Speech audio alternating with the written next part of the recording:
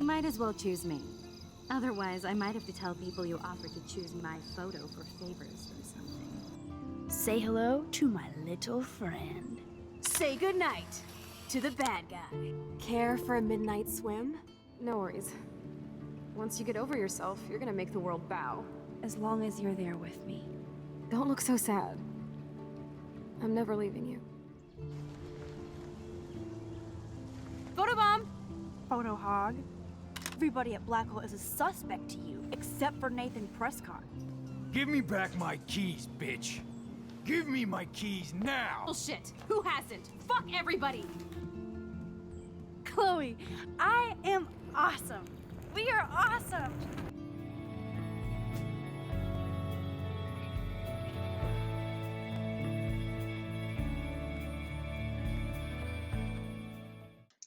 Samuel, the groundskeeper, has recently begun to surprise me with each and every episode. Most of the time, you just see Samuel going around sweeping, mopping, taking care of the squirrels. And he's always been described as weird because of the way he talks in third person and just always tends to throw people off. In the last episode, I ended up finding pictures of Rachel Amber in Samuel's utility closet. After we asked him, he said that he was given the pictures by Rachel Amber herself. I didn't find that to be such a far stretch to make, since Rachel Amber was connected to everyone and loved getting her picture taken or being drawn by other people at the school. She loved the attention, and it's completely evident if you listen to Chloe or anybody else that knew Rachel Amber. This episode, things got a little weirder within Samuel's closet. First, we see this magazine with a woman in a swimsuit titled Hollywood Girls. You know, it's understandable. Samuel is into what he is into.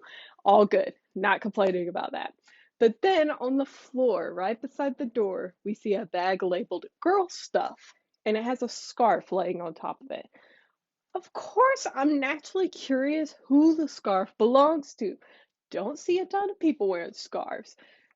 Maybe. It could be Miss Grant's scarf. Booyah! Stop it. Good morning. Myself and others, like I said, have theorized that the doe represents Rachel Amber and that the blue butterfly that we see at the beginning of the game and that most of the game is surrounded by in some way, shape, or form represents Chloe. We've also spoke to Samuel about his spirit animals, and now in the school's office while we're investigating, we see a book about feeding your inner spirit animal. Samuel might have just left a book, he might have ordered a book, or wanted somebody else to read it. Somebody else might be interested. But because of these clues, I believe even more strongly in these spirit animals being connected to the characters of the game. Other than Chloe and Rachel and Samuel, it's hard to pin down other characters' spirit animals. Max's spirit animal could be argued as the doe because we see her with it so often, but it really is a blurry line as to who it represents and how you see spirit animals. If we don't say that Max is the doe and the doe is Rachel Amber, the only spirit animal that I could link to Max would be a frog. I know it sounds bad. It's only because I've seen the frog 2 to 3 times since playing this game, and it's on something she owes. She has it on a little sticky note, and she has a little watch that she says, I wonder if I ever wear watches again. There's not some poetic thing about why Max would be a frog. And like I said, it sounds bad when you got the 2 other characters in the game are butterfly and a doe. But I do think there's a lot to be said about spirit animals in this game, and it's just another aspect of how we are representing those characters in this game. From the past 2 episodes, we definitely know that Nathan is unhinged and dealing with a lot of stuff mentally. From bringing a gun to school and threatening Max in the parking lot and vandalizing her dorm room, we can see that there's something seriously going on with Nathan. This is proved within the principal's office as we see Nathan's true school record and emails to his parents. From the emails on Principal Wells' computer, we learn that Nathan has had crude outbursts and erratic behavior patterns that Blackwell cannot handle. The email urges his parents for action, but further down, it is learned that his record has been expunged. The next email from his parents requests an expunged record in exchange for Nathan's continued enrollment and funding towards Blackwell. We learn a lot from this scene. We learn that people like Principal Wells know about Nathan's behavior, but is covering it up. And we learn that Nathan needs help beyond Blackwell's abilities, but his parents are refusing. The two drawings that we see on the computer are also concerning as well. One says Rachel in the dark room over and over, while the other says David Emmett always asks what's going on in my head, and a couple other things. This is the episode where I feel like we get a lot of insight into Nathan, and it gives a bit more understanding towards his actions. This scene is also really important to show how important the funding to Blackwell means to Principal Wells, and how important appearances are both to Wells and Prescott. To completely push away the obvious signs and let a teen and your own child suffer like this takes a certain kind of greed and narcissism. Otherwise, I might have to tell people you offered to choose my photo for favors from something. As a favor to your future, I'll also ignore that undisguised threat. This conversation is officially over, Miss Chase. I suggest you go back to your dorm now. Wait! I only... Are you fucking kidding me?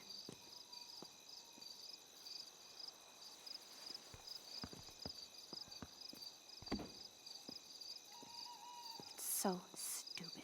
Yeah, you are. I said it last episode, but David Madsen cares a lot more than he lets on. He has a hard exterior, and it's hinted at that he has some sort of PTSD and/or depression. I think we see more of his caring nature when we start investigating the garage for password clues, because he has many things relating to his family and his life.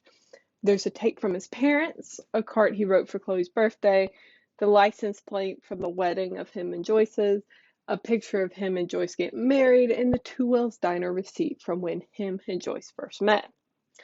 These are all things he has kept, not in the public eye, but more for himself, most likely to remind him of these moments, as people do. David is a hard character to love, even more so after the confrontation we have with him in the living room, but there is effort behind his exterior. He doesn't do himself any favors with his comments or even some of his actions, but I think that's very representative of how dynamic a character he is. It's also the fact that David has the nerve to say it's his house, but leave it to Joyce with this amazing rebuttal. My home, David, paid for and in my name. You know the law, right? All in all, this episode's a lot about people changing and our characters changing a little bit. We start seeing different sides of them. So even though David Madsen has been this strong, hard character that's always on the back of our neck almost, you can see how much he does really care for his family and how much he is trying. Whether his actions are good or not, there is trying and effort being had. Photobomb! Photo hog. If it wasn't evident enough, this episode is really about relationships and changing characters. This next one on the list is between Rachel Amber and Frank Bowers, as we are snooping through his belongings. We find evidence of them being together, pictures, letters, and we know about her bracelet that he wears. I wanted to add this in because the first time you play the game, the new knowledge of their relationship together can kind of take you by surprise. I think this is because we mostly learn about Rachel Amber through Chloe, who is obviously really attached to her. Finding these things in the RV is the first instance that there is more to Rachel Amber than we know, or even Chloe knows. Even while not being an actual character in the game, Rachel is still as dynamic as anyone else in the game. It shows that Rachel was not one note and has many things that she was dealing with. I believe that Chloe had spent most of her time believing that it was just Rachel and her, because that's what it was for Chloe. Chloe only had Rachel, so it's hard for Chloe to accept that Rachel had other people and even someone else in that capacity. Of course, Chloe takes this as obvious betrayal and looks for someone to blame other than a misunderstanding on her part. But I continually love how the game adds more depth to Rachel Amber without her being there. And I love how the game shows Rachel Amber through Chloe's eyes. We don't have Rachel Amber here to speak for herself. We only get tidbits from the people at school, and even that doesn't show the whole picture. The closest picture we ever got was the words from Chloe and what we could gather from what Chloe said.